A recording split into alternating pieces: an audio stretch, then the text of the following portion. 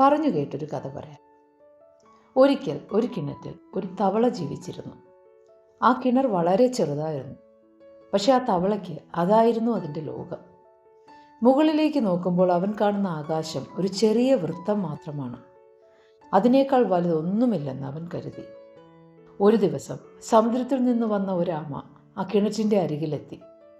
തവള അഭിമാനത്തോടെ പറഞ്ഞു, എൻ്റെ വീട്ടിലേക്ക് സ്വാഗതം. ലോകത്തിലെ ഏറ്റവും നല്ല സ്ഥലമാണിത്. ആമ ചിരിച്ചുകൊണ്ട് ചോദിച്ചു, നീ ഒരിക്കലെങ്കിലും സമുദ്രം കണ്ടിട്ടുണ്ടോ? തവള ചിരിച്ചു, സമുദ്രം? ഈ കിണറ്റിനേക്കാൾ വലിപ്പമുണ്ടാകുമോ അതിന്? അപ്പോൾ ആമ സമുദ്രത്തെക്കുറിച്ച് പറയാൻ തുടങ്ങി. അവസാനം കാണാൻ കഴിയാത്ത വെള്ളപ്പരപ്പ്, താഴ്ച അളക്കാനാകാത്ത ആഴങ്ങൾ, എപ്പോഴും അലയടിക്കുന്ന തിരമാലകൾ. പക്ഷെ തവളയ്ക്ക് അതൊന്നും മനസ്സിലായില്ല. അവൻ അസ്വസ്ഥതയോടെ പറഞ്ഞു, ഇതൊക്കെ അസാധ്യം. ഈ കിണറ്റിനേക്കാൾ വലുതൊന്നുമില്ല.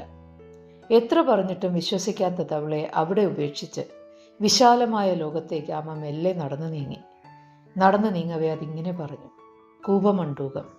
അവൻ ശരീരം മാത്രമല്ല, മനസ്സും കിണറ്റിൽ തളച്ചിരിക്കുകയാണ്. എന്തു ചെയ്യും?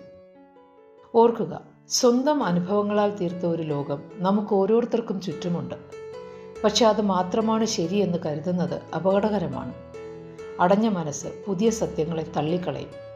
വളർച്ച ആരംഭിക്കുന്നത് എനിക്കെല്ലാം അറിയില്ല എന്ന് അംഗീകരിക്കുന്ന നിമിഷത്തിലാണ്. മാറ്റങ്ങളെ അംഗീകരിക്കാനായി മനസ്സ് തുറക്കുമ്പോൾ മാത്രമാണ് നമ്മുടെ ലോകം വലുതാകുന്നത്. ഈ കഥ നിങ്ങൾക്കിഷ്ടമായെങ്കിൽ നിങ്ങളുടെ അഭിപ്രായം കമൻറ്റ് ചെയ്ത് സബ്സ്ക്രൈബ് ചെയ്യാൻ മറക്കരുത്.